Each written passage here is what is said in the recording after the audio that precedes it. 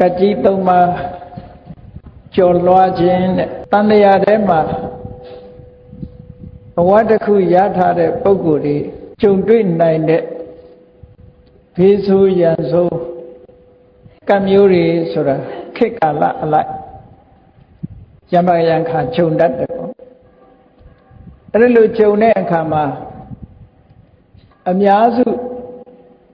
ဝဆရာတွေမှာဒီလိုကြုံလာတဲ့အခါမျိုးကြတော့ကံမကောင်းအကြောင်းမလားလို့ဆိုတဲ့အကြောင်းကိုမပြောတော့ဘဲနဲ့ဝတ္တတိဝေသောဒေါသောတဏှာဝဆရာတွေမှာတရဝတဟုအနေနဲ့ဖြစ်နေရခြင်းရဲ့အပြစ်ပဲလို့ဒီလိုဆိုလိုတာဘာလို့လဲဆိုတော့ဒီလိုကကြီးသုံးပါးဘေးဆိုးရန်ဆိုးကမျိုးတွေနဲ့ကြုံတယ်ဆိုတာတခါတလေတူတယောက်မဟုတ်ဘူးကဘာမှာရှိတဲ့ပုဂ္ဂိုလ်တိုင်းလို့ကြုံတတ်တာတွေဖြစ်တာဒါကြောင့်မို့လို့ကုသိုလ်အကုသိုလ်ဆိုတာလည်းပဲတဏှာဒီလောက်ကြာတော့လူတွေမှာအကုသိုလ်နဲ့ခင်းတဲ့ပုဂ္ဂိုလ်ဆိုတာမရှိနိုင်ဘူးလေအဲ့တော့မရှိနိုင်တော့အကုသိုလ်ဆိုတာလည်းပဲအခွင့်အရေးရရင်အကျိုးပေးတာပဲကုသိုလ်ကလည်းအခွင့်အရေးရလာရင်အကျိုးပေးတာပဲတဏှာဝတ္ထဲကမလွတ်သေးသမျှတော့အကုသိုလ်တွေကလည်းမြတ်စွာဘုရားတောင်မှပဲခန္ဓာရှိနေသေးရင်ဝင်ပြီးတော့နှိပ်စက်လိုက်သေးတာပဲရှင်မောကလန်တို့လိုတကူရှင်ပုဂ္ဂိုလ်တွေလည်းဝင်ပြီးတော့နှိပ်စက်လိုက်တာပဲဒါကတန်တရားဝတ်ထဲမှာရှိနေလို့ရှင်မလွတ်ကိုင်းနိုင်တဲ့သဘောတွေပေါ့နော်အဲ့တော့မလွတ်ကိုင်းနိုင်တဲ့သဘောတွေကိုတခါတရံကျတော့ကံကိုဥတည်ပြောရပဲရှိတယ်ခါတရံကျတော့အဆိုးနဲ့ကြုံတာရှိတယ်မြန်မာနိုင်ငံမှာကတ်အမျိုးမျိုးမြန်မာလူမျိုးတွေဟာကြုံခဲ့တယ်တခြားလူမျိုးတွေလည်းပဲဆိုင်ရာကတ်မျိုးတွေကြုံခဲ့တယ်ဘုန်းကြီးတို့မြန်မာနိုင်ငံဗြိတိရှအုပ်စိုးနေတဲ့အချိန်အင်္ဂလိပ်လက်ထက်ကဆိုလို့ရှိရင်နောက်ပိုင်းမှာဘာတွေကြုံတော့ဆိုပလိယောဂါတို့ဒါတွေကြုံခဲ့တာပဲလေတချို့ဆိုရွာလုံးကျွတ်မြို့လုံးကျွတ်ပြောင်းရွှေ့သွားတဲ့ဟာတွေရှိတာအဲ့တော့အဲ့ဒီဖြစ်ပါသွားတဲ့ပုဂ္ဂိုလ်တွေလည်းရှိတယ်လွတ်တဲ့ပုဂ္ဂိုလ်တွေလည်းရှိတယ်အဲ့ဒီလိုဘေးဆိုးရန်ဆိုးကံမျိုးဆိုတာဟာကြာရောက်ဖြစ်ပေါ်ပြီးတော့လာတတ်တယ်ကံကောင်းအကြောင်းမလာတဲ့အခါမှာလူတိုင်းကလည်းအကုသိုလ်မကင်းသည့်အတွက်ကြောင့်ထိုအကုသိုလ်ကနေပြီးတော့အကျိုးပေးခွင့်ရသွားလို့ဒီကတ်ထဲမှာပါသွားတဲ့ပုဂ္ဂိုလ်တွေလည်းအများကြီးပဲအဲ့တော့မြန်မာနိုင်ငံဗုဒ္ဓဘာသာဝင်တွေပြောလို့ရှိတဲ့ကတ်ကြီးသုံးပါးလို့ဩဃတာထဲမှာလည်းပဲဒီကတ်ကြီးသုံးပါးလွတ်မြောက်ဖို့ဆိုပြီးတော့ဖျားကြောတဲ့အခါမှာလွတ်ချင်ကြဆုတောင်းကြပဲ၄ပါးကတ်သုံးပါးဆိုတဲ့မှာလေအဲ့တော့ကတ်ဆိုတာဘာကိုပြောရလဲဆိုတော့ဘုန်းကြီးတို့ဒါကိုမှတ်သားဖို့ပေါ့ကတ်ဆိုတဲ့စကားလုံးကကပ္ပဆိုတဲ့ပါဠိဘာသာကိုမြန်မာမပြန်မဲနဲ့သုံးနှုံးတဲ့အဓိပ္ပာယ်ကပ္ပဆိုတာဘာလဲဆိုရင်အတိုင်းအတာအချိန်ပိုင်းတစ်ခုလို့ဒီလိုဆိုလို့အချိန်ပိုင်းတစ်ခုဆိုတာဘေးရန်အန္တရာယ်ကျုံနေတဲ့အချိန်ကာလတစ်ခုကိုကတ်လို့ဒီလိုပြောတာပဲဒီကပ္ပဆိုတဲ့စကားလုံးဟာဒီနေရာမှာအချိန်ပိုင်းတစ်ခုဒီအသုံးတစ်ခုကိုကြည့်ပေါ့အာယုကပ္ပဆိုတဲ့စကားလုံးကိုကြည့်မြတ်စွာဘုရားကရှန္ဒနာကိုသက်တော်80အရွယ်မှာအာယုသင်္ကာရမလွတ်ခင်မရှိတယ်အာနန္ဒာအဋ္ဌိပတ်၄ပါးကိုကြာနာပွားထားတဲ့ပုဂ္ဂိုလ်ဟာအာယုကစိတ်အောင်ဟုတ်တယ်သို့မဟုတ်အာယုကတဲ့ကြော်ပြီးတော့အသက်ရှင်တည်နေနိုင်တယ်လို့ဒီလိုမိတ်လို့ရှိတယ်အဲ့လိုမိတ်တဲ့နေရာမှာချိပေါ့အာယုကပ္ပဆိုတဲ့အဓိပ္ပာယ်ကဘာတော့ဆိုရင်လူတွေရဲ့တက်တန်းအတိုင်းအတာတစ်ခုကပ္ပလို့သုံးတာအဲ့ဒီမှာလည်းပဲဆိုပါတော့ကောရမမြတ်စွာဘုရားပွင့်တဲ့အ အချိန်တိုင်းတာတစ်ခုလူတွေရဲ့အာယုကပ္ပဆိုတာဒါတရားဓာန်းကိုပြောတာအသက်တရားဓာန်းမှာလူဖြစ်တဲ့ပုဂ္ဂိုလ်တွေဟာအသက်120 160ထိရှိခြင်းရှိလိမ့်မယ်သို့တော့200 300ထိရောက်ဖို့ဆိုတာအမှန်တမ်းခဲတရားဓာန်းခေါ်တော့မြတ်စွာဘုရားတရားဓာန်းပွင့်အဲ့ဒီတရားဓာန်းအချိန်ကာလအပိုင်းခြားတစ်ခုအာယုကပ္ပလို့ခေါ်တာပဲအဲ့ဒီကပ္ပဟာအချိန်အတိုင်းအတာတစ်ခုခေါ်တယ်လို့ပဲကတ်သုံးပါးဆိုတဲ့နေရာမှာပါတဲ့ကပ္ပဟာလည်းအချိန်တိုင်းတာတစ်ခုပဲပေါ့အဲ့တော့ကတ်သုံးပါးနဲ့ပတ်သက်ပြီးတော့ဒီအချိန်ပိုင်းတစ်ခုလို့ဒီလိုမှတ်သားဖို့လိုအပ်တယ်ပေါ့နော်အဲ့တော့အချိန်တိုင်းတာနဲ့ပတ်သက်ပြီးတော့လောကလူသားတွေတရားတွေကြုံတွေ့ရတဲ့ဘေးဆိုးကတ်ဆိုးကြီးတွေကဘာတွေတုံးလို့ဆိုဝေသာလိပြည်မှာကြာရောက်ဖြစ်ပေါ်လာတဲ့ဘေးဆိုးကတ်ဆိုးအဲ့ဒီဘေးဆိုးကတ်ဆိုး၃မျိုးရှိတယ်ကတ်ကြီး၃ပါးလို့ခေါ်ကြတယ်ပေါ့ဝေသာလိပြည်မှာမိုးခေါင်ရေရှားဖြစ်သွားမိုးမမှန်တော့မိုးမရောမိုးတွေတအားခေါင်တဲ့အခါကျတော့စိုက်လို့ပြုလို့မရကောက်စပါးပင်တွေကအသီးနှံမထွက်လာအခုလည်းကြည့်လေအနောက်နိုင်ငံတွေမှာတချို့အာဖရိကနိုင်ငံတွေမှာမိုးခေါင်ပြီးတော့အစာရေစာမပြည့်စုံလို့ဒုက္ခရောက်ကြတာမကြခင်ကအီသီယိုးပီးယားဆိုတာဖြစ်သွားတာရှိတယ်အခုလည်းပဲအာဖရိကနိုင်ငံတွေမှာဆိုမာလီတို့ဘာလို့ဆိုတာဖြစ်နေမိုးခေါင်ပြီးဆိုတဲ့အခါစိုက်လို့ပြုလို့မရတောက်ရည်တောင်မပြည့်စုံတော့အကုန်လုံးအဲ့ဒါလို့မိုးခေါင်တယ်ဆိုတဲ့အခါမှာ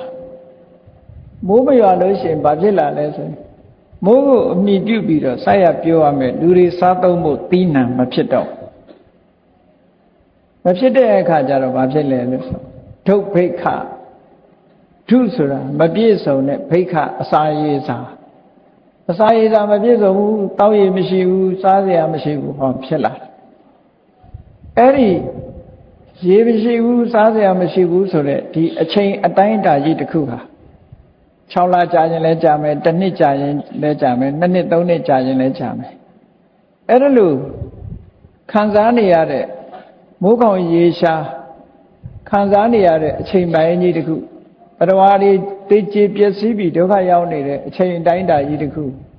ဒုဗ္ဗိခန္တရကတ်လို့ဒီလိုခေါ်တာဒုဗ္ဗိခန္တရကတ်မိုးခေါင်လို့ဒုက္ခရောက်ပြီးတော့အစာရေစာမစားရငတ်ပြတ်နေတဲ့အချိန်ပိုင်းတစ်ခုဒုဗ္ဗိခန္တရကတ်အဲ့တော့ဝေသာလိပြည်မှာအဲ့လိုဒုဗ္ဗိခန္တရကတ်ရောက်သွားကတ်ဆိုတာတစ်ခုနဲ့တစ်ခုဆက်သွယ်ပြီးတော့နေတာအစာရေစာမပြည့်စုံတော့အစာရေစာမစားရရုံတင်ရထမဟုတ်ဘူးအစာမစားရတဲ့အခါမှာဘာဖြစ်လာတော့ဆိုအာရတ္တမပြည့်ဝတဲ့အခါမှာလူတွေမှာယောဂဖြစ်ကြပြန်အဲ့တော့ယောဂဖြစ်တဲ့အခါမှာယောဂတွေကလည်းလင်းလင်းမြန်မြန်ကူးဆက်တယ်တဝူကနေတူကူးဆက်ပြီးတော့ယောဂတွေဖြစ်ပွားတယ်တခါတည်းဒီအစာရေစာရှားပါမှုကိုအကြောင်းပြုပြီးတော့ယောဂဖြစ်တာရှိတယ်တခါတည်းကျတော့အစာရေစာရှားပါမှုကိုအကြောင်းမပြုဘဲနဲ့ယောဂဖြစ်လာတာလည်းရှိတယ်ကြည့်လေမြန်မာပြည်မှာလည်းအလုံးကြားဘူးကြားလိမ့်မယ်လွန်ခဲ့တဲ့50နှစ်လောက်ကစားယောဂဆိုတစ်ခါဖြစ်လိုက်တယ်နောက်ပိုင်းကျတော့ H1N1 တို့ H5N1 တို့ဆိုတာယောဂတွေဖြစ်ကြတာပဲကုသတဲ့ယောဂတွေဖြစ်ပြီးတော့မကြဒုက္ခတွေရောက်ကြတဲ့အနေအထားမျိုးတွေရှိတယ်အဲ့ဒါလိုယောဂတွေဖြစ်တယ်တော့ခုခေတ်မှာတော့ဆေးဝါးတွေတို့ကာကွယ်ဆောင်ရှောက်မှုတွေကတိုးတက်လာသည့်အတွက်ကြောင့်ဒါအနည်းငယ်ဖိတ်စင်ရှိတော့လည်းပဲဒုတိယကမ္ဘာစစ်အချိန်တုန်းကဗမာပြည်မှာဖြစ်တဲ့ပလိတ်ယောဂါတို့လို့တေချေပျက်စီးမှုဟာနည်းတယ်လို့ပြောရမှာပေါ့နော်အဲ့ဒီတုန်းကပလိတ်ယောဂါတုန်းကအများကြီးတေချေပျက်စီးမှုတွေရှိခဲ့တယ်ပေါ့မှတ်တမ်းတွေကိုပြန်ကြည့်မယ်ဆိုလို့ရှိရင်တချို့ကရွာလုံးကျွတ်သွားတာတွေပါတောင်ရှိတာတော့မန္တလေးတို့ဘာလို့ဆိုလို့ရှိရင်လည်းအကုန်ပလိတ်ယောဂါကိုရှောင်တိန်ပြီးတော့တခြားနေရာတွေသွားကြ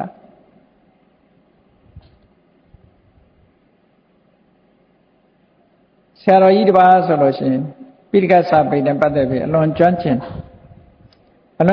တဲ့ဆရာတော်ကြီးကဒုတိယကမ္ဘာစစ်တုန်းကပလိယောဂနဲ့စကိုင်းတောင်ရိုးမှာပြန်တော်မူသွားတာရှိတယ်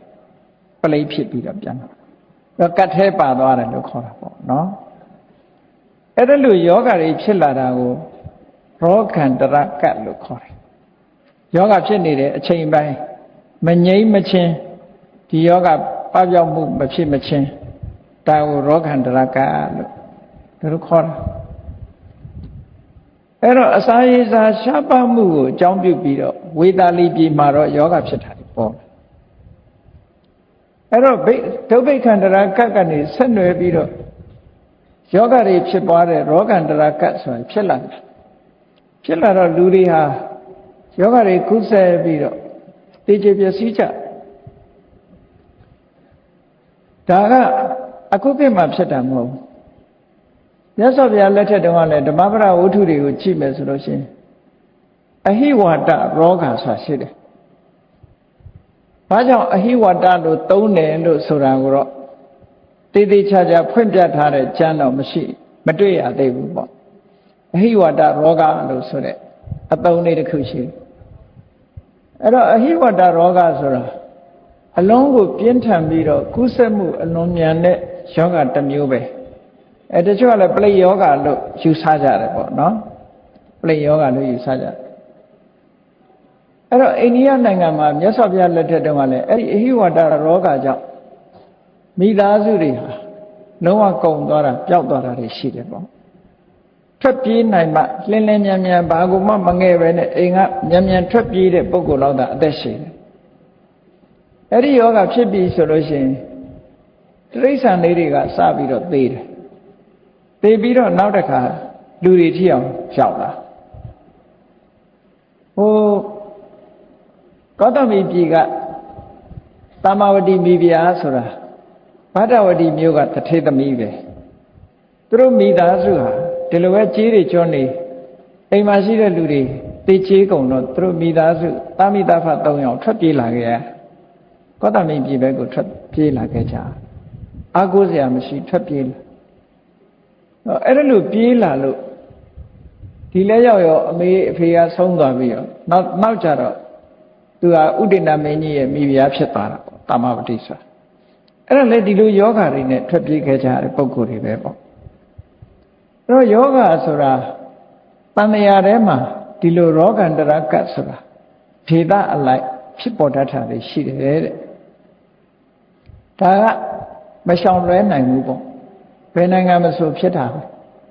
ဘယ်ဒေသမှာမဆိုဖြစ်တာအဲ့လိုဖြစ်လာတဲ့အခါမှာကုသမှုကာကွယ်မှုစောင့်ရှောက်ကောင်းတဲ့နိုင်ငံတွေကြတော့ထိမ့်မှုချုပ်မှုခုခေတ်တော့ရှိလာတယ်ပေါ့။နည်းနည်းထိမ့်ချုပ်နိုင်တဲ့အနေအထားလေးတွေရှိတယ်။အဲ့လိုထိမ့်ချုပ်မရှိတဲ့အခါကျတော့လူတွေဟာသေကြေပျက်စီးကြတယ်။အဲ့ဒါကိုရောဂန္တရကတ်လို့ခေါ်တယ်။အဲ့ဒီရောဂန္တရာကတ်ဖြစ်လို့ရှိရင်လည်းပဲဒီရင်ရပ်မနေသေးဘူးနောက်ထပ်ကတ်တစ်ခုကဝင်လာပြန်တယ်ဘာလဲလို့ဆိုလို့ရှိရင်အမနုဿန္တရာကတ်မကောင်းဆိုးဝါးဘီလူတရေတွေဟာလူတွေသေဆုံးတာကိုအကြောင်းပြုပြီးတော့မြို့ရဲရွာထဲမှာဝင်ရောက်ပြီးတော့ပို့ပြီးတော့ယောဂတွေဖြစ်အောင်ဝင်ရောက်နှောက်ယှက်ပြီးဒီလူတရေတွေရဲ့နှောက်ယှက်မှုဆိုတာတခါထပ်ပြီးတော့ပိုးလာပြန်အဲ့တော့မြတ်စွာဘုရားလက်ထက်တုန်းကဝေသာလီပြည်ကြီးဟာဒီလိုကတ်ကြီးသုံးပါးနဲ့တွားပြီးတော့ဂျုံတွေ့ကြအဲ့ဒါအလုံးကြားဘူးနေကြတာပဲယမယံခါဂျုံတတ်တယ်ဆိုတာတတိထားဖို့ပေါ့နော်ကတ်ကြီးသုံးပါးဆိုတာယမယံခါဂျုံတတ်တယ်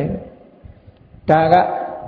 ယရဏတုတ်နဲ့ပတ်သက်တဲ့ဝေသာလီပြည်မှာဂျုံခဲ့တဲ့ယောဂဒီကတ်ကြီးသုံးပါးပေါ့နော်နောက်တော့တစ်ခါမြတ်စွာဘုရားကအမတ္တပုဒ္ဓိကတုတ်အဲ့ဒီတုတ်မှာဟောထားတဲ့ကတ်ကြီးသုံးပါးရှိသေးတယ်အဲ့ဒီကတ်သုံးပါးကြတော့ဘယ်ကနေစပြောထားတော့လို့ဆိုသူကြတော့လောက လူတွေဟာလက်နဲ့တွေအဆန်းတွေထွင်ကြလက်နဲ့တွေအဆန်းတွေထွင်လာကြတယ်ပါလောကတုတ်မှာမြတ်စွာဘုရားဟောထားတဲ့ထဲအဲ့ဒါလို့လက်နဲ့တွေအဆန်းထွင်ပြီးတော့တူတူတတ်ကြတယ်ဘာကြောင့်တတ်လဲလို့ဆိုတော့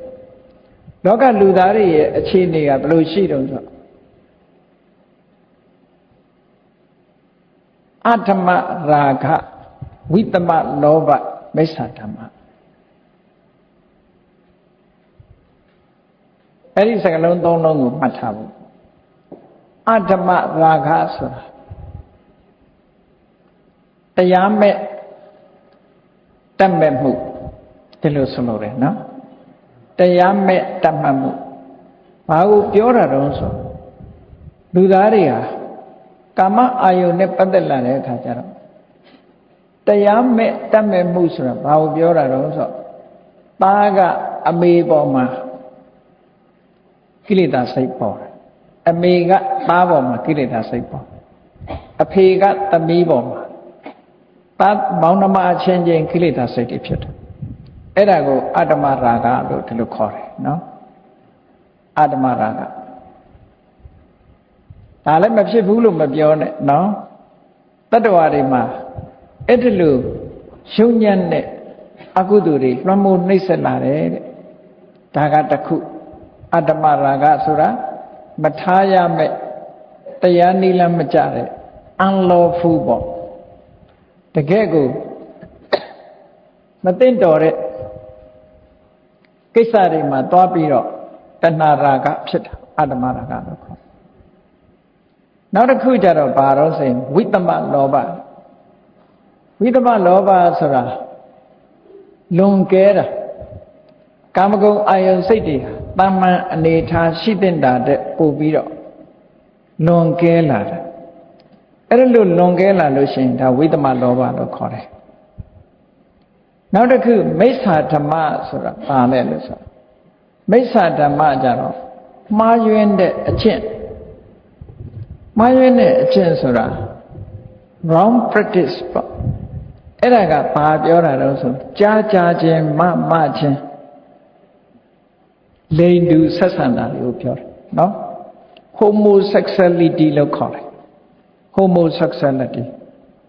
လိင်တူဆက်ဆံမှုတွေဆိုတာပေါ်လာအခုခေတ်ဆိုလို့ရှိရင်တရားဝင်တောင်မှဖြစ်လာတရားဝင်တောင်ဖြစ်လာကြားဖို့ရပါလိမ့်မယ်ခေးပါတီတို့ခေးညီလာခံတို့တော့လို့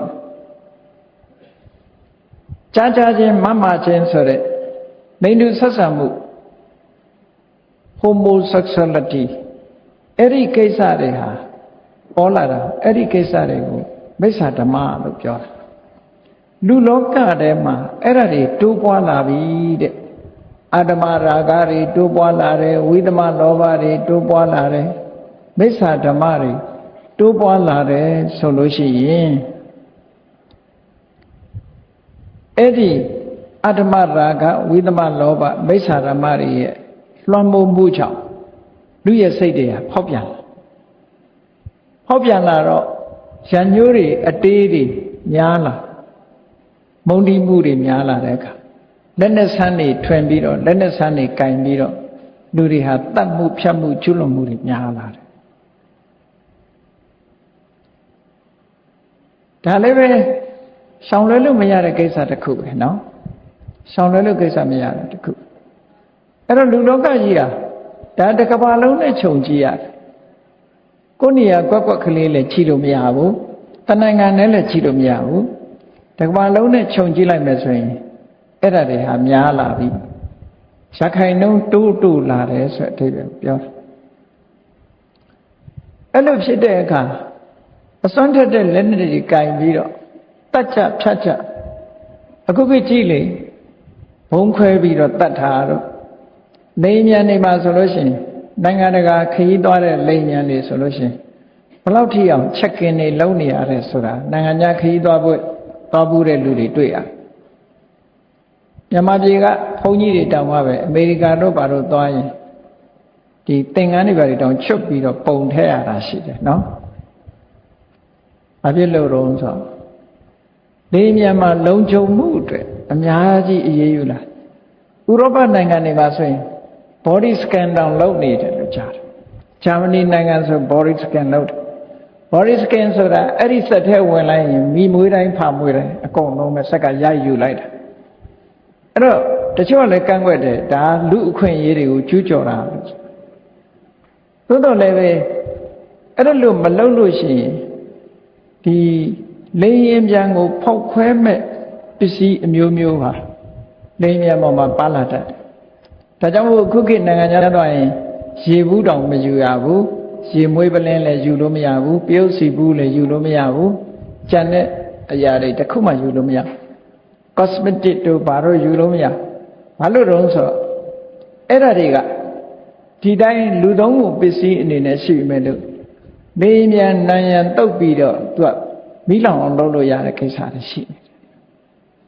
အဲ့ဒါကြောင့်မလို့ယူလို့မရဘူးအခုခေတ်ခရီးသွားလို့ရှိရင်အမှန်တမ်းချက်တဲတယ်ချက်တဲတယ်အမှန်တမ်းစစ်ဆေးတာအဲ့ရေမွေးပလင်းတွေပါရင်အမိုက်ပုံနဲ့ထည့်တာ cosmetic တွေပါရင်အမိုက်ပုံနဲ့ထည့်ခံပြုတ်စီဘူးတောင်မှပဲမယူပါဘူးအဲ့တော့အဲ့လိုဖြစ်လာတာဟာဘာဖြစ်လို့တုံးဆိုတော့ခုနလူတွေဟာအတ္တမရာဂဝိသမလောဘမိစ္ဆာဓမ္မတွေလွှမ်းမိုးလာတဲ့အတွက်ကြောင့်ဘသူသေးသေးဆိုပြီးတော့အန္တရာယ်ပြုတ်ချင်တဲ့ပုဂ္ဂိုလ်တွေဟာလောကမှာဥယျာဉ်တိုးလာတယ်ဥယျာဉ်တိုးလာတော့ခီးသွားတဲ့အခါမှာအန္တရာယ်ကင်းမှုမရှိသည့်အတွက်ကြောင့်ချက်ကင်တွေမှာအကြီးအကျယ်စစ်ဆေးတာတွေဖြစ်လာတယ်ပေါ့အမှန်တမ်းချက်တဲတယ်ဒါမြတ်စွာဘုရားဟောထားတဲ့ထဲမှာဒီဟာပါတယ်နော်ပါလောကတုတ်လို့ခေါ်တယ်အဲ့ဒါလို့လက်နဲ့တွေအသုံးပြုပြီးတော့တတ်ကြဖြတ်ကြဖြစ်သည့်အတွက်ကြောင့်ဒီကနေ့ခေတ်မှာအကျမ်းဖက်သမားတို့အကျမ်းဖက်ဝါဒတို့ဆိုပေါ်လာ terrorism တို့ကျမ်းဖက်ဝါဒ terrorist ကျမ်းဖက်သမားဆိုတာပေါ်လာပြီးတော့ဘသူသေးသေးဆိုပြီးတော့ဟိုနာဘုံခွဲဒီနာဘုံခွဲဒီလိုအန္တရာယ်ပေးတဲ့ကိစ္စတွေမှာပေါ်လာဒါပထမ60ကောင်းတာနော်တခါတော့ကဂျပန်နိုင်ငံမှာလွန်ခဲ့တဲ့10နှစ်ကျော်လောက်ကဖြစ်လေဒီမိယထဗုဒ္ဓယုံမှာအစိတ်ငွေတွေလွတ်တာဘသူအဲ့နာသွားရင်ဘသူပဲဖြစ်ဖြစ်သိစိတ်ငွေရှုမိရင်သိအောင်လုပ်တာတော့အဲ့လိုဟာတွေကနိုင်ငံတကာမှာပြန့်ပွားပြီးတော့လူတွေဒုက္ခရောက်အောင်လုပ်တဲ့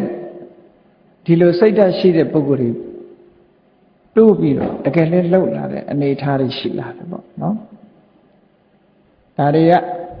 သတင်းစာတွေတို့ကြည့်လိုက်မယ်ဆိုရင် channel တွေတို့ဖတ်လိုက်မယ်ဆိုရင်မကြားချင်အဆုံးတချို့ဒီကိစ္စတွေကရှိပြီးတော့နေတယ်ပေါ့ဒါမြတ်စွာဘုရားကပါဠောကတုတ်မှာဟောတာလက်နဲ့တွေနဲ့တတ်လို့လူတွေသေတယ်တဲ့ဒါအကြောင်းတစ်ခုသူကလက်နဲ့ကြောင့်ဖြစ်လာအဲ့ဒါလို့တတ်ကြဖြတ်ကြနဲ့ဒီလိုလုပ်တဲ့အခါတခါတည်းမိုးကောင်ရေရှားနဲ့ခြုံတဲ့အခါမှာအစာရေစာမပြည့်စုံတဲ့ဒုဗ္ဗေခန္တရကတ်ဆိုဖြစ်လာပြန်တယ်အစာရေစာမပြည့်စုံလို့လူတွေယောဂဖြစ်ပြီးဆိုတဲ့အခါမှာဘလူတရေဆိုတဲ့မမြင်ရတဲ့တတ္တဝါတွေကဝင်ပြီးတော့တခါနှောက်ယှက်ပြန်တယ်လို့ပါဠောကတုတ်တံမှာဒီလိုတထန္တရကတ်ဒုဗ္ဗေခန္တရကတ်အမနုဿန္တရကတ်လို့ဆိုပြီးတော့ကတ်ကြီး၃ပါးအဲ့မှာလဲဟောထားတာပဲမြတ်စွာဘုရားအဲ့ဒီပါဠောကတုတ်တံမှာဟောတာကြတော့ပုံနာတယောက်ကမေးခွန်းထုတ်တယ်အရှင်ဘုရားတဲ့သမိုင်းစာအုပ်တွေကိုဖတ်ကြည့်လိုက်မယ်ဆိုလို့ရှိရင်လူပြေဟာအဗဓမ္မစီကားပြီးအရင်တော့ကမြို့ကြီးပြကြီးတွေဟာအခုဟာတောစနဘုတ်ဖြစ်သွားမြို့ပြက်ရွာပြက်တွေဖြစ်သွားတယ်မစီကားတော့ပဲနဲ့လူဦးရေရော့ပါသွားတာတွေကိုတွေ့ရအဲ့ဒီချိန်ကဒါရော့ပါနေလို့ကြည့်ပေါ်ဗမာပြည်မှာလည်းပဲတစ်ချိန်တုန်းကပကံခေတ်အရိမတနာပကံနိုင်ငံတော်ကြီးဆိုအကြီးကြီးပဲလေအခုသွားလို့ရှိရင်သေးသေးလေးဖြစ်သွားတယ် ပကံခေတ်ပြီးတဲ့အခါကျတော့မြင်းဆိုင်ပင်ရရွာလေးတစ်ရွာပဲရှိတော့အရင်ကမြို့တော်ကြီးနောက်အင်းဝမြို့တော်ကြီးကအခုဒီလိုဖြစ်လာတာပေါ့ဒီမရပူရလည်းပဲတစ်ချိန်လုံးကအမတမစီကားခဲ့တဲ့နေရာကြီးတစ်ခုပေါ့ဘုရင်လက်ထက်ကအဲ့ဒါလို့မြို့တွေကမြို့ဖြတ်တွေဖြစ်သွားတယ်ရွာတွေကလည်းရွာဖြတ်တွေဖြစ်သွားအဲ့ဒါလို့ဖြစ်ရတာဟာဘာကြောင့်လဲလို့မြတ်စွာဘုရားကိုလျှောက်တော့မြတ်စွာဘုရားကအတွင်းကြဖြေတာလူတွေမှာတဲ့အတ္တမရာဂဆိုတာတွေလွှမ်းလာတယ်တဲ့ဝိသမလောဘတွေဆိုတာနှိမ့်ဆက်လာတယ်တဲ့မိစ္ဆာဓမ္မဆိုတဲ့ဒီမှားရွံ့တဲ့အကျင့်တွေလွှမ်းမိုးလာတယ်အဲ့ဒါကြောင့်မို့လို့အစွမ်းတက်တဲ့လက်နဲ့တွေကင်ပြီးတော့လူတွေဟာစိတ်ထင်ရအကုန်လုံးကြဒါလည်းအကြောင်းတစ်ခုပဲတဲ့လူတွေအကျင့်ပြတ်တဲ့အခါကျတော့မိုးလေဝသကလည်းမမှန်ဘူးတဲ့မမှန်တဲ့အခါကျတော့မိုးခေါင်ရေရှားဖြစ်ပြီးတော့အစာရေစာရှားပါမှုဆိုတာလည်းကြုံရတယ်ဟောလူတွေအကျင့်ပြတ်လာတဲ့အခါကျတော့ဒီလူတွေရဲ့ဂုဏ်သိက္ခာကင်းမဲ့ပြီးကိုချင်းတရားပြပြလာတဲ့အခါကျတော့ဒီမကောင်းဆိုးဝါးတွေကလည်းအလွယ်တကူဝင်ရောက်ပြီးတော့နှိပ်စက်ကြတယ်အဲ့ဒီတုတ်တံမှာဒီလိုဟောတာဒါကတဋ္ဌန္တရကရဲ့ဒုဗိခန္တရကရဲ့အမနုဿန္တရကရဲ့လို့ဆိုပြီးတော့ဒီလိုကသုံးမှခြုံတွေ့နိုင်တယ်ဆိုတာဒီဟောတယ်နောက်တစ်ခုဘုရားတုတ်တံအမတ္တဗုဒ္ဓိကဘေးဆိုတာမြတ်စွာဘုရားလောကလူတွေကြုံတတ်တယ်တဲ့ဘာကြုံတတ်တုံဆိုရင်မိဘေးကြီးတက်တာကြုံတတ်တယ်ရေဘေးကြီးတက်တာကြုံတတ်တယ်နောက်ပြီးတော့စစ်ဘေးကြီးကြုံတတ်တယ်ဘေးသုံးမျိုးဆိုပြီးတော့မြတ်စွာဘုရားဒါတစ်ခေတ်တစ်ခါမှာမရှောင်မလွဲနိုင်လောက်အောင်လူတွေမှာကြုံတယ်မြန်မာပြည်မှာလည်းပဲတစ်ချိန်တုန်းကကြုံခဲ့ပြီလေဘုန်းကြီးတို့လူဘဝရောက်တဲ့အချိန်1942မှာဒုတိယကမ္ဘာစစ်ကြီးဖြစ်တယ်ဒုတိယကမ္ဘာစစ်ကြီးဖြစ်ပြီးတဲ့အခါမြန်မာပြည်ကိုဂျပန်တွေဝင်လာဒါစစ်ဘေးစစ်တမ်းခံရတာပဲပေါ့အဲ့ဒီစစ်ဘေးစစ်တမ်းနဲ့တည်ဆုံးသွားတဲ့ပုဂ္ဂိုလ်တွေအများကြီးပဲမန္တလေးမြို့ကနန်းတော်ကြီးဆိုတာလဲဒီဂျပန်ခေတ်မှာပဲမီးလောင်ပြီးတော့ဆုံးရှုံးသွားတယ်ဒီဘောမင်းတို့စုဖျားလက်တို့နောက်ဆုံးလှူသွားတဲ့မြတော်ကျောင်းကြီးဆိုတာလဲအဲ့ဒီဂျပန်ခေတ်မှာပဲမီးလောင်ပြီးတော့ပျက်စီးသွားအများကြီးဆုံးရှုံးနစ်နာသွားတာဒါစစ်ဘေးစစ်ထံခံရတာပေါ့နော်အဲ့တော့ဘေးဆိုတာရမယံခါဒီလိုကြုံရတတ်တာဒါတွေကခုနပြောသလိုကံလို့ပြောလို့မရအကုန်လုံးကံတော့ပါတာပေါ့တိတံကံလို့ပြောလို့မရဘူးဘာလို့လဲဆိုတော့လူသားအလုံးခံရတတ်တာအဲ့ဒါမျိုးကြတော့တိတံကံလို့မပြောဘဲနဲ့ဝတ္တသေဝေသောဒေါသောတဲ့တဏှာဝတ်ထဲမှာဖြစ်ရခြင်းအပြစ်ပဲဟာဒီလိုချုံငုံပြီးတော့ပြောလိုက်တာနော်ဝဆင်းကလွတ်သွားရင်တော့ဒီလိုဒုက္ခတွေကြုံမှာမဟုတ်ဘူးမိဘေးကြီးတဲ့နဲ့မိတွေလောင်းတယ်။အိုးမန္တလေးမျိုးဆိုခဏခဏအရင်တော့ကမိလောင်တာအလုံးကြုံနေကြတာဒီမိဘေးတဲ့နဲ့ဆိုဒါလည်းကြောက်စရာဘေးတစ်ခုဖြတ်စည်းမှုတွေကြီးကျယ်နောက်တစ်ခါရေဘေးကြီးတဲ့နဲ့ကဘာမှာလည်းကြားနေရတာပဲဟိုနာရေလွှမ်းဒီနာရေလွှမ်းရေကြောင့်ပျက်စီးတာတွေဒါတွေရှိတာပဲဘေးတွေဟောစစ်ဘေးစစ်တံကြုံရတဲ့နိုင်ငံတွေကြုံနေတာပဲအဲ့ဒါလို့ကြုံပြီးတော့ဒီယမယံခါအကန့်အသတ်နဲ့ဆိုတာလို့ယမယံခါကျတော့အကန့်အသတ်ဘောင်ကိုကျော်ပြီးတော့ကဘာစစ်လို့ခေါ်ရတဲ့အနေအထားမျိုးတွေရောက်လာတာပဲဟောအဲ့ဒါလို့ကြုံရတာနေနဲ့ပတ်သက်တဲ့အခါမှာလူတွေကအဲ့ဒါလို့ဘေးမျိုးကိုဘယ်လိုပြောကြတော့ဆိုတော့ပါအမိမကယ်နိုင်လောက်အောင်ကြီးမားတဲ့ဘေးကြီးတွေလို့သူတို့သတ်မှတ်ကြတယ်မိဘေးကြီးကြုံတယ်ရေဘေးကြီးကြုံတယ်တချို့မိသားစုရေမိတဲ့ပါသွားတယ်ရေတဲ့ပါသွားစစ်ဘေးစစ်တမ်းထဲမှာတ ဒီလိုသိဆုံးသွားကြတယ်သားနဲ့အမိတကွဲတပြားဖြစ်ပြီးတော့သားကလည်းအမေကိုမကယ်နိုင်ဘူးအမေကလည်းပဲသားကိုမကယ်နိုင်ဘူးအဲ့ဒီလိုဘေးမျိုးတွေကျုံတယ်လို့မြတ်စွာဘုရားအဲ့ဒီသုတ်တံမှာတာမန်ပုထုဇဉ်ပုဂ္ဂိုလ်တွေကအဲ့ဒီလိုလောကမှာကြုံတွေ့ရတဲ့ဘေးတွေကိုအမာတာပုဒ္ဓိကသားနဲ့အမိတဦးနဲ့တဦးအပြန်လန်မကူညီနိုင်တဲ့ဘေးလို့သတ်မှတ်တယ်သို့တော့မြတ်စွာဘုရားကအဲ့ဒါတွေဟာ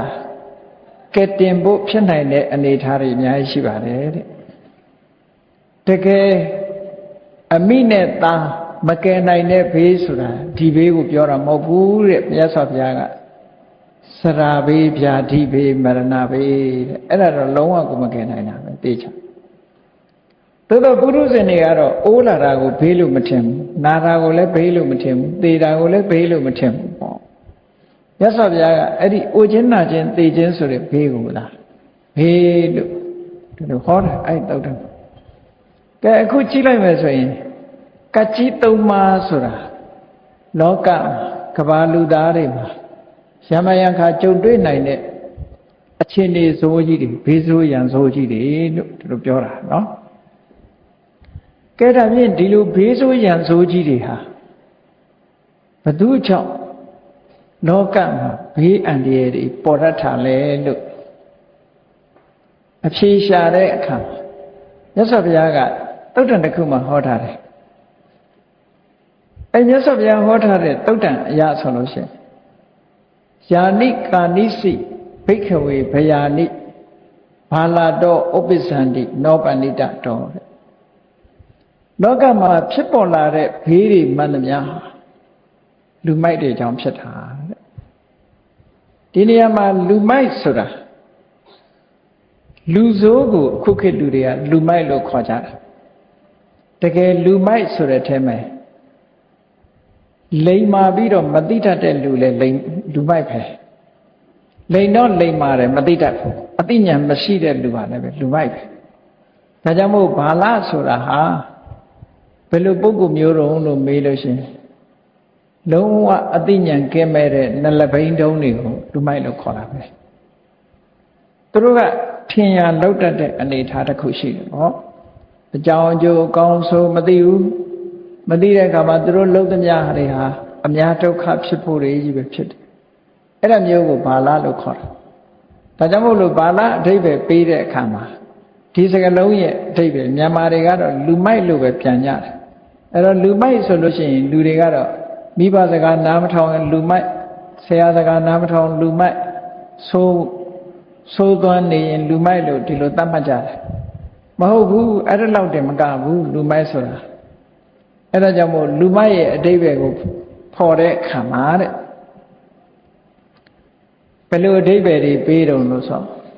ဘာလဆိုတဲ့စကားလုံးမှာဘာဆိုတာနှစ်ကဏ္ဍကိုပြောတာလာဆိုတာကဖြည့်ဆည်းတယ်အကျိုးနှမျိုးကိုဖြည့်ဆည်းတယ်ပစ္စုပန်ဘဝအကျိုးလည်းဖြည့်ဆည်းတယ်နောင်ဘဝအတွက်အကျိုးလည်းဖြည့်ဆည်းတယ်ဆိုလိုတာကဒီဘဝကောင်းစားရေးကိုလည်းဖြည့်ဆည်းတယ်နောင်ဘဝကောင်းစားရေးကိုလည်းဖြည့်ဆည်းတယ်ပေါ့မျက်မှောက်ဘဝမှာရနိုင်တဲ့အကျိုးကိုလည်းဖြည့်ဆည်းပြစ်သူနောင်ဘဝမှာရနိုင်တဲ့အကျိုးတရားကိုလည်းဖြည့်ဆည်းပြစ်သူအဲ့ဒီပုဂ္ဂိုလ်မျိုးကိုပါဠိလို့ခေါ်တယ်တဲ့ဒါက definition တစ်ခုနောက်တစ်ခုကအကျိုးမဲ့နှမျိုးကိုရယူတတ်တဲ့ပုဂ္ဂိုလ်တဲ့ပစ္စုပန်ဘဝမှာအကျိုးမဲ့ဖြစ်တာနောင်တန်တရားမှာအကျိုးမဲ့ဖြစ်တဲ့ကိစ္စနှစ်ခုကိုရယူသိမ့်ပိုက်ထားတဲ့ပုဂ္ဂိုလ်ဟာလည်းပဲဘာလပဲတဲ့ဒါအဓိပ္ပာယ်တစ်ခုနောက်တစ်ခုကတော့ဘာလို့လဲဆိုရင်နှာခေါင်းကလေလေးထွက်လေဝင်လေလေးအသက်ရှူယုံရှူပြီးတော့အသက်ရှင်နေတဲ့ပုဂ္ဂိုလ်တွေမှန်တယ်များအသက်ပညာဘာမှမပါဘူးအသိပညာလုံးဝမရှိဘဲနဲ့အသက်ရှူယုံများအသက်ရှင်နေတဲ့ပုဂ္ဂိုလ်တွေကိုဘာလားလို့ခေါ်တယ်အဲ့ဒီပုဂ္ဂိုလ်ကလည်းပဲသူလုံးသမျှအများအတွက်ဒုက္ခတွေဖြစ်တတ်တယ်ပေါ့50ဇက်ထဲမှာရှိတယ်လေသားမီး2ယောက်ဆံဖော့နေတယ်ဆံဖော့နေတဲ့အခါကျတော့အမေခေါင်းကိုမှက်ကဝင်ကြိုက်တာကြိုက်တော့ အမေလို့သူကငါသမီးငါနှစ်ဖူးမယ်မက်ချီတွဲနေတယ်မောင်းစမ်းမှဆိုတော့ဘာလို့တုံးဆိုရင်ချပွေးနဲ့ခောက်ပြီးနှစ်ဖူးထုသူကတော့မှက်ကိုထုတာပဲဒါပဲသေတော့အမေသေသွားတယ်မှက်ကတော့ပြန်သွားတာဗောသူ့ပဲအထုခံအဲ့ဒါလို့ဖြစ်မယ်ဆိုတာကိုမသိတာပြီးတော့မှငိုတဲ့သူ့အမေသေးသွားမှငိုပါအဲ့ဒါမျိုးကိုဘာလားလို့ခေါ်တယ်အဲ့ဒါလို့မသိမိုက်မဲတဲ့ပုဂ္ဂိုလ်ဟာတခုလုံးလိုက်လို့ရှိရင်ဒုက္ခရောက်ဖို့ကြီးပဲဖြစ်တာမျိုးမင်္ဂလာတုတ်ထဲမှာဟောတဲ့အသိဝနာသဘာလနံဆိုတာအဲ့ဒါမျိုးတွေကိုပြောတာနော်အဲ့တော့မြတ်စွာဘုရားကလည်းဒီမှာဟောထားတဲ့လောကမှာဘေးရန်အန္တရာယ်တွေကြုံသမျှလူမိုက်ကြောင့်ဖြစ်တာတဲ့ပညာမဲ့တဲ့ပုဂ္ဂိုလ်တွေကြောင့်ဖြစ်တာတဲ့စဉ်းစားဉာဏ်ရှိတဲ့ပုဂ္ဂိုလ်ကြောင့်ဘာမှဒုက္ခမရောက်ဘူးတဲ့လောကလူသားတွေမှာဒါကြောင့်မို့ဏီတိကျမ်းတွေကဘယ်လိုပြောတော့ဆိုရင်ဏီတိကျမ်းတွေကဘယ်လိုပြောတော့ဆိုရင်လူမိုက်မိတ်ဆွေကိုမပေါင်းနဲ့လူမိုက်မိတ်ဆွေပညာရှိယန္တုကိုပေါင်းတာကောင်းသေးတယ်ပညာရှိတဲ့ယန္တုကလူမိုက်မိတ်ဆွေတဲ့ပိုကောင်းတယ်ကောင်းကျိုးချမ်းသာဖြစ်စီနိုင်သေးတယ်လူမိုက်မိတ်ဆွေဟာမိတ်ဆွေတော့မိတ်ဆွေပဲဒါပေမဲ့လူမိုက်ဖြစ်နေသည့်အတွက်ကြောင့်ဘာမှမသိတဲ့ပုဂ္ဂိုလ်ဖြစ်သည့်အတွက်ကြောင့်သူကအန္တရာယ်ပို့ပြီးတော့ပေးတယ်လို့ဒီလိုဆိုတာဏိတိကျမ်းနေမှာမြတ်စွာဘုရားကလည်းဒီမှာဟောထားတာလောကမှာဖြစ်ပေါ်သမျှဘေးရန်တွေဟာဘာလားကြောင့်ဖြစ်တာတဲ့ပဏိတကြောင့်ဖြစ်တာမရှိဘူးတဲ့ဥပမာပေးတယ်မာရီပြောနေကြစကားတစ်ခုပေါ့အမိုက်ကစပြတ်တက်မီးလောင်ဆိုလောကမှာတန်ဖိုးရှိတဲ့အရာတွေပျက်စီးကုန်တာဟာတန်ဖိုးမရှိတဲ့အမိုက်ပုံကနေစတာတန်ဖိုးမရှိတဲ့အမိုက်ပုံကစပြီးလောင်တဲ့မီးဟာတန်ဖိုးရှိတဲ့တိုက်တဲ့အိမ်တွေကုန်ပါသွားတယ်တဲ့အဲ့ဒါမျိုးလိုပဲလူမိုက်တွေကြောင့်ဖြစ်ပေါ်လာတဲ့အန္တရာယ်ဆိုးကြီးဟာတန်ဖိုးရှိတဲ့လူတွေပါသွားနိုင်တယ်ဒါလို့ဆိုလို့ရတယ်နော်အဲ့ဒါကြောင့်မို့လို့ဘေးရန်အန္တရာယ်ဆိုတာဟာတန်တရားထဲမှာရှိနေလို့ရှိရင်တော့ကြုံနိုင်တယ်ဘယ်သူကြောင့်ကြုံတာတုံးဆိုရင်မြတ်စွာဘုရားလူမိုက်ကြောင့်ကြုံတာတဲ့မသိမလိမ္မာတဲ့ပုဂ္ဂိုလ်တွေကြောင့်အန္တရာယ်ဆိုတာဒီလိုပဲကြုံတတ်တယ်နောက်တစ်ခါလောကကြီးတစ်ခုဒီယောဂတွေများပြီးတော့ဘဝမှာအစင်မပြေဖြစ်တာတွေနဲ့ပတ်သက်ပြီးတော့လူသားတွေနဲ့သဘာဝပတ်ဝန်းကျင်ဆက်ဆက်မှုရှိပုံကိုမြတ်စွာဘုရားကအတ္တမိကသုံးမှာဟောထားတာရှိသေးတယ်အမှန်တမ်းမှတ်သားစရာကောင်းတယ်ညမစကားမှလည်းရှိတယ်လေဒါတွေကဒီလောကကြီးတစ်ခုလုံးဟာကြီးပွားတိုးတက်ဖို့ကြီးပွားတိုးတက်မှုမှလည်းပဲခေါင်းဆောင်အရေးကြီးတယ်ဒါကြောင့်မို့မြတ်စွာဘုရားသခင်ကိုရောမြတ်ကြည့်ဘုရားကုံတော်ကိုပါထဲမှာတတ္ထာဒေဝမနုဿာနံဆိုတာရှိတယ်နတ်လူတို့ရဲ့ဆရာလို့တတ္ထာဆရာဆိုတာဘယ်လိုပုဂ္ဂိုလ်ရုံးလို့ဆိုတာကိုအထက်ကရာကျမ်းတွေကဘယ်လိုဖွင့်နှုံဆိုဆရာဆိုတာတပည့်တွေရဲ့လက်ရှိဘဝအကျိုးရရှိအောင်ဆောင်ရွက်ပေးနိုင်တယ်တမလွန်ဘဝအကျိုးရရှိအောင်လည်းဆောင်ရွက်ပေးနိုင်တယ်နောက်ဆုံးမှာနိဗ္ဗာန်ဆိုတဲ့အလွန်မွန်မြတ်တဲ့အကျိုးတရားကိုလည်းရအောင်ဆောင်ရွက်ပေးနိုင်တယ်ဒီအကျိုးစီးပွားတွေကိုရရှိလာအောင်အခြေအနေကောင်းတွေကိုဖန်တီးပြီးတော့ဆုံးမသွန်သင်ပေးတာမှာတကယ်ဆရာတာတတိအနုတာတတိဒီတတ္ထာဆိုဒီအဓိပ္ပာယ်နဲ့ဖွင့်တယ်နော်ဆုံးမတယ်ဆိုတာဘယ်လိုဟာတော့ဆိုရင်ဒီဘဝမှာရရှိနိုင်တဲ့အကျိုးတရားတွေရရှိစေနိုင်တဲ့အခြေအနေကောင်းတွေကိုလမ်းဖွင့်ပေးတယ်။နောင်ဘဝမှာရရှိနိုင်တဲ့အခြေအနေကောင်းတွေကိုလမ်းဖွင့်ပေးတယ်။အဲ့ဒါဘာလဲလို့ဆိုရင်ကြည့်လေမြတ်စွာဘုရားကသဗ္ဗပပတ္တအာကရဏအကုသိုလ်တွေကိုရှောင်ညာမလုပ်ကြနဲ့ကုသလတုပတ္တမရာကုသိုလ်စိတ်တွေကိုကုသိုလ်တရားတွေမိမိတို့တဏ္ဍာမှာပြည့်စုံအောင်လုပ်ကြသစိတ်တပရိယောတပနံကိုယ်စိတ်တွေကိုဖြူစင်အောင်ထားကြလို့ဆိုတာဒါအခြေအနေကောင်းတွေရအောင်ဖန်တီးပေးတာလောကမှာမတယ်ကဲတင်တယ်ဆိုတာစကားသာရှိတာတကယ်မတာမရှိဘူးမတာရှိမရှိဆိုတာကိုယ့်ကိုစဉ်းစားကြည့် ကိုသားသမီးကိုပညာတတ်ဖြစ်အောင်လုပ်ပေးနိုင်လားစဉ်းစားကြည့်ပေါ့မိဘကသားသမီးကိုပညာတတ်ဖြစ်အောင်လုပ်ပေးနိုင်တာဘယ်အတိုင်းတာတုံးလို့မေးမယ်ဆိုရင်ပိုက်ဆံအကုန်ခံပြီးတော့နိုင်ငံခြားပို့ရင်ပို့မယ်ကျောင်းကောင်းကောင်းထားပေးနိုင်တယ်ဆရာကောင်းကောင်းအပ်ပေးနိုင်တယ်ဒါပဲလုပ်နိုင်တာဒီတဲ့မိဘကကျောင်းကိုသားသမီးကိုပညာတတ်အောင်လုပ်မပေးတာဘာလုပ်ပေးတာတော့ဆိုတော့အခြေအနေကောင်းတစ်ခုဖန်တီးပေးတာပဲလေဖြစ်နိုင်တာဒါပဲအဲ့ဒီမှာကိုကကျောင်းကောင်းကောင်းထားပေးတယ်ဆရာကောင်းကိုအပ်ပေးတယ်သို့သောသူကမကြိုးစားဘူးဆိုပညာတတ်မဖြစ်ဘူးတချို့မိဘတွေဆိုနိုင်ငံခြားလွှတ်လိုက်တယ်ပညာတတ်ဖြစ်မလာဘဲနဲ့ပျက်စီးလာတာတွေလည်းရှိတယ်အဲ့တော့ဆိုလိုတာကမိဘကသားသမီးကိုပညာတတ်စေချင်တာကိုမလို့မရဘူးလို့အခြေအနေကောင်းပဲဖန်တီးပေးနိုင်တယ်ဆိုတာဒါထင်ရှားတယ်အဲ့ဒါလိုပဲမြတ်စွာဘုရားကတတ္တဝါတွေကိုကဲတင်နေတယ်ဆိုတာအခြေအနေကောင်းပဲဖန်တီးပေးလို့ရတယ်အခြေအနေကောင်းပဲဖန်တီးပေးလို့ကိုယ့်အကိုလုံးကြဒါမှမဟုတ်မြတ်စွာဘုရားအတ္တဟိအတ္တနောနာထောလို့ခေါ်တာဟာကိုယ်တိုင်မလုပ်လို့ပါမရဘူးမြတ်စွာဘုရားကဘလို့အခြေအနေကောင်းတွေဖန်တီးပေးတော့ဆိုရင်ကြည့်ဘုရားကိုကိုးကွယ်တယ်လို့ဆိုတဲ့နေရာမှာဟိတေပဝတ္တနေနအဟိတာသနိဝတ္တနေနတတ္တနံဘယံဟိန္တတိတိဘုဒ္ဓောမြတ်စွာဘုရားဟာတတ္တဝါတွေတဏ္ဍာမှာအကျိုးစီးပွားကိုဖြစ်ထွန်းစေတတ်တဲ့အကြောင်းတရားတွေကိုဖြစ်ပေါ်စေပြီးတော့အကျိုးမဲ့ဖြစ်စေနိုင်တဲ့အကြောင်းတရားတွေကိုမဖြစ်အောင်နိလန်းဖော်ပြပေးပြီးတော့တတ္တဝါတွေကိုဒုက္ခမရောက်အောင်တားတယ်ဆိုလိုတာကဒါလှုပ်တဲ့နဲ့ဒါမလှုပ်တဲ့ဘူးဒါလှုပ်ရမယ်ဒါမလှုပ်ရလှုပ်တဲ့နာနဲ့မလှုပ်တဲ့နာခွဲခြားပြီးတော့မြတ်စွာဘုရားဒါကိုတော့ရှောင်ညဒါကိုတော့လှုပ်ကြတယ်ဆိုအခြေအနေကောင်းတစ်ခုဖန်တီးလမ်းညွှန်ပေးတာပဲရှိတယ်ဘုရားလမ်းညွှန်ပေးတာအဲ့တော့ကိုယ်တိုင်လိုက်နာကျင့်သုံးမှုမပြုတဲ့ပုဂ္ဂိုလ်ဟာဒီအကျိုးကျေးဇူးတွေမရနိုင်ဘူးဒီလိုဆိုလိုတာပေါ့နော်အေးဒါကြောင့်မို့လို့ဒီအခြေအနေကောင်းတစ်ခုဖန်တီးပေးနိုင်တဲ့အနေအထားတစ်ခုပဲရှိတယ်မြတ်စွာဘုရားကဒါတချို့ကကဲတင်တယ်ဆိုပြီးတော့ကဲတင်တဲ့ဘုရားကိုကိုးကွယ်ကြတယ်တကယ်ကယ်လို့ရလားကယ်လို့မရလို့အာကိုရမှားသွားမှာပဲရှိတယ်ဟောအေးဒါကြောင့်မို့လို့အခုဒီမှာမြတ်စွာဘုရားသခင်ကိုရမြတ်ဟောထားတဲ့တရားတွေကိုဘုန်းကြီးတို့တွေဟာဒီလူလောကနဲ့သဘာဝပတ်ဝန်းကျင်ဆိုတာဆက်ဆက်မှုရှိပုံလေးကိုတုတ်တန်တစ်ခုမှဘယ်လိုဟောထားတော့လို့ဆိုဒါလည်းအမြဲတမ်းတတိထားစရာကောင်းတယ်ပေါ့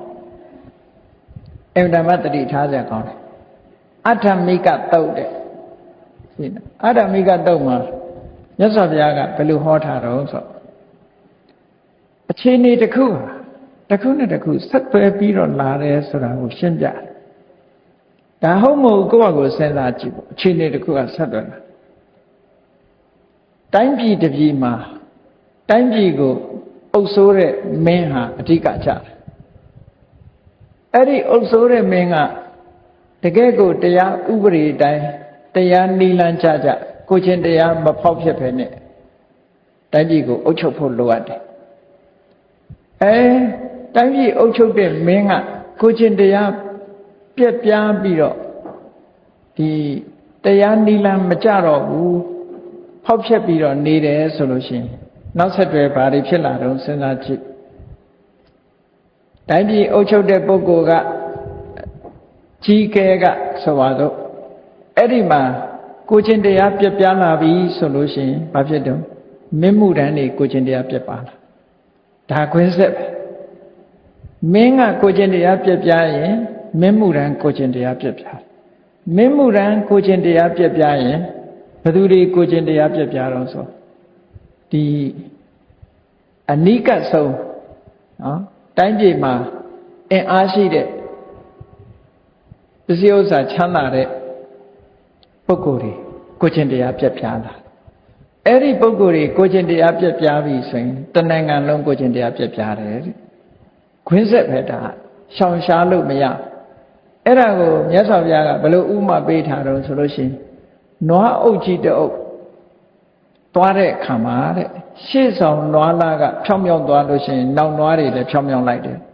ရှေ့နွားကကောက်ပြီးတော့သွားလို့ရှိရင်အကုန်လုံးဟာထောက်မြောက်မသွားကြတော့ဘူးလို့ဒါမြတ်စွာဘုရားဒီလိုဟောထားတာနော်အဲ့ဒီမှာတပ္ပံရထံဒုက္ခံသေတိရာဇာစေဟောတိအထံမိကောတဲ့တန်းကြီးအုပ်ချုပ်တဲ့မင်းကမတရားတော့ဘူးတရားမဲ့တယ်ကိုချင်းတရားပြပြတယ်ဆိုလို့ရှိရင်တဏ္ဍာလုံးဟာဒုက္ခရောက်တယ်လို့ဒီလိုဟောတာဒါမြတ်စွာဘုရားကအင်္ဂုတ္တရနိကေမှာအတ္တမိကတုကဲကောင်းပြီကိုချင်းတရားပြပြတာနဲ့ဘယ်လိုဒုက္ခတွေရောက်တယ်လဲစဉ်းစားဘယ်လိုဒုက္ခလဲလူနဲ့တဘာဝပတ်ဝန်းကျင်ဆိုတာဆက်ဆက်နေတယ်ဆိုတော့ပြော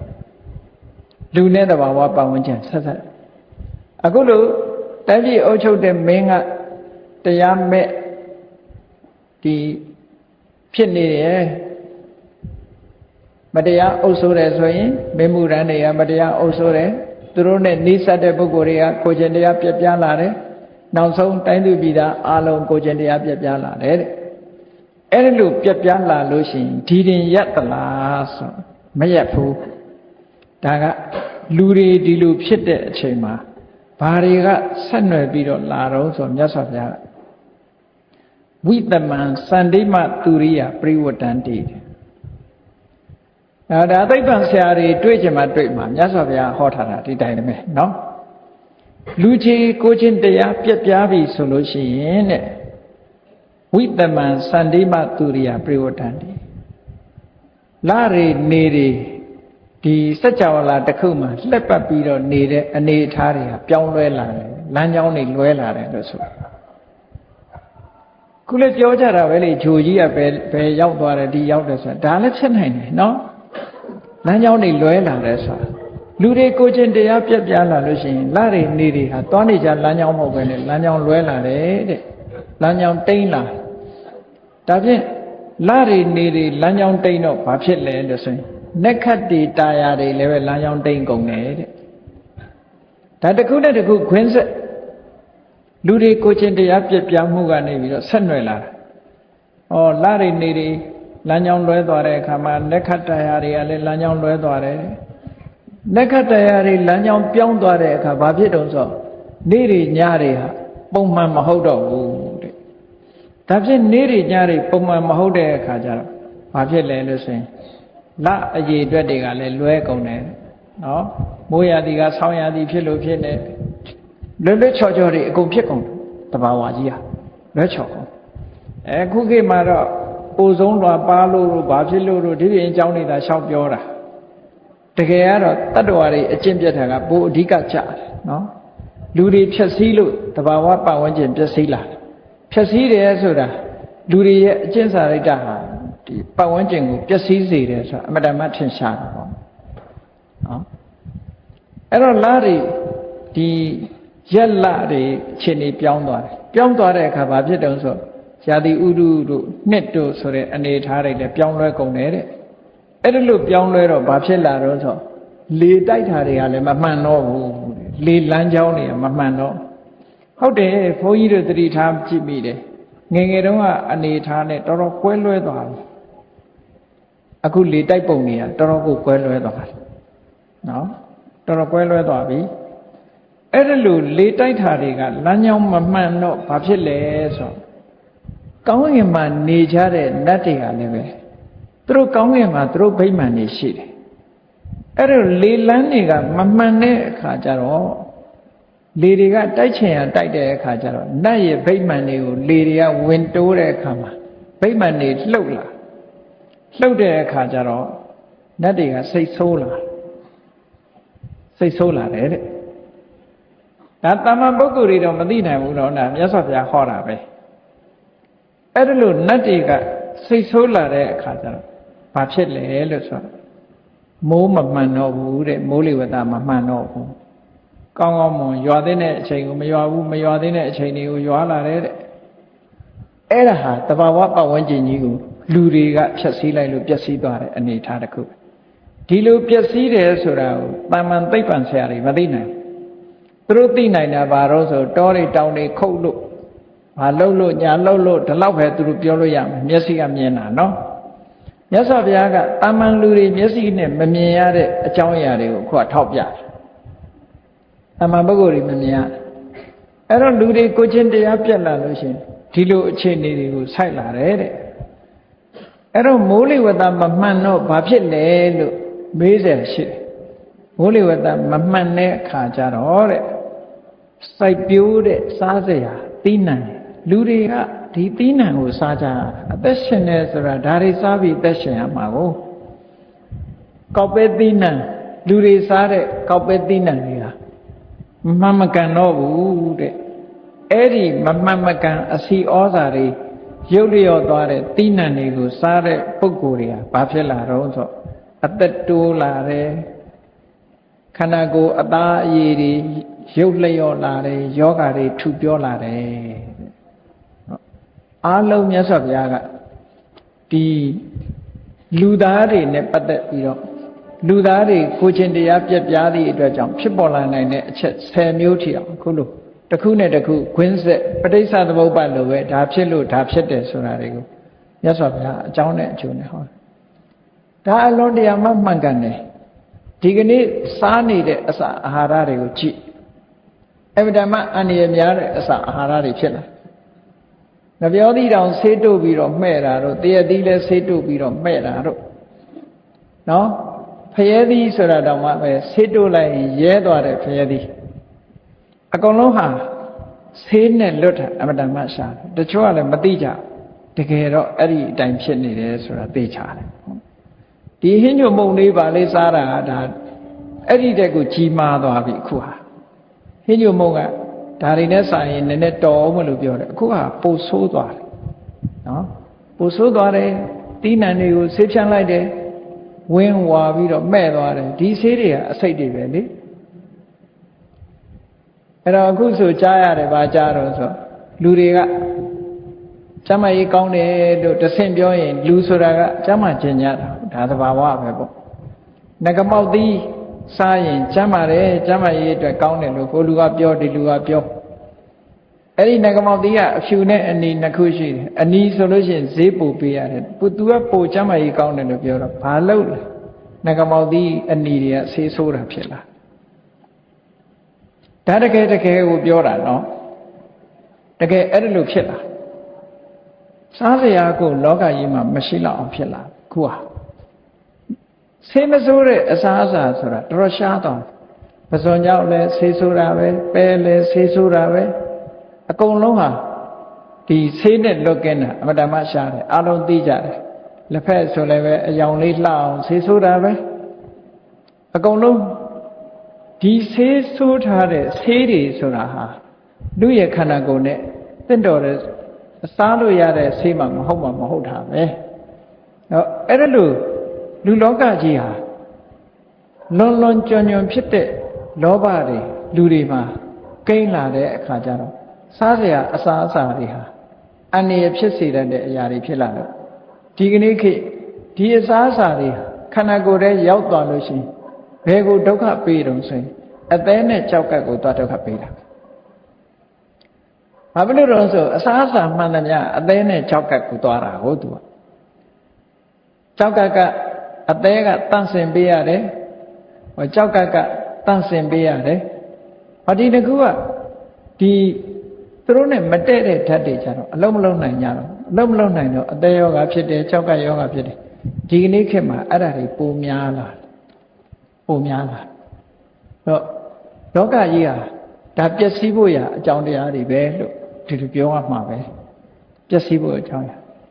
အဲ့တော့မြတ်စွာဘုရားသခင်ကိုရောမြတ်ကအတ္တမိကတုတ်ကိုခေါ်လိုက်တာ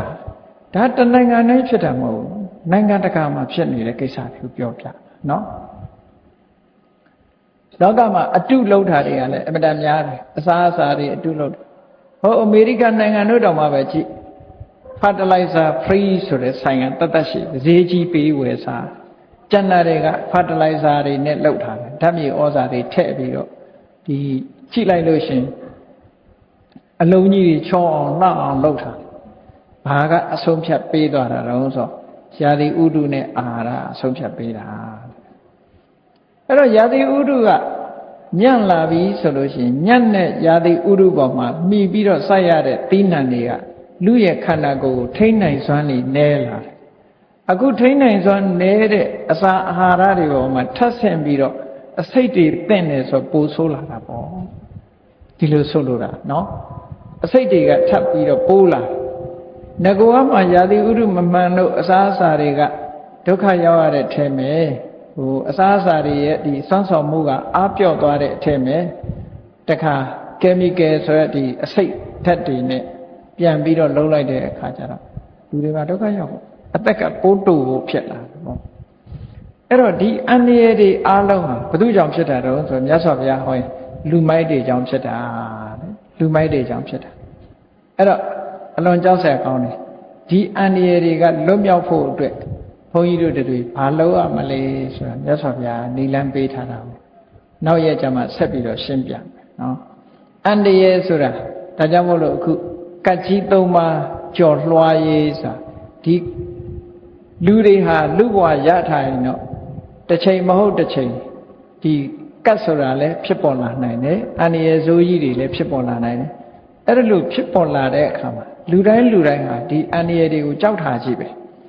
အဲ့တော့ကြောက်လို့ရှိရင်ဒီအန္တရာယ်တွေကလွတ်မြောက်တဲ့နီလန်ရှိသလားလို့ဆိုတာမြတ်စွာဘုရားကဟောထားတာရှိတယ်ပေါ့နော်အဲ့ဒီလွတ်မြောက်စေတတ်တဲ့နီလန်အတိုင်းလိုက်နာကျင့်သုံးမှနောက်ဆုံးကြတော့ဘုန်းကြီးတို့တွေတန်တရားဝကလွတ်ပြီးတော့နိဗ္ဗာန်ရမှသာလျှင်ဘေးဆိုးရန်ဆိုးအန္တရာယ်ကတ်ဆိုးကြီးတွေကလုံးဝလွတ်မှာလို့ဒီလိုကိုယ်စီသဘောကျပြီးတော့ထိုအဆိုးတွေထဲမှာမိမိကိုယ်တိုင်မပါရအောင်ဒီတဲ့ဆိုးတဲ့အဆိုးကပါလဲလို့ဆိုရင်ကိုယ်တဏ္ဍာမှာအကုသိုလ်တွေလွှမ်းမိုးခြင်းကဒီတဲ့ဆိုးတယ်လို့ကိုယ်စီကိုယ်တဏ္ဍာမှာအကုသိုလ်တရားတွေလွှမ်းမိုးခြင်းမခံရအောင်ကျင့်ကြံကြိုးကုပ်အားထုတ်နိုင်ကြပါစေကုန်သတည်း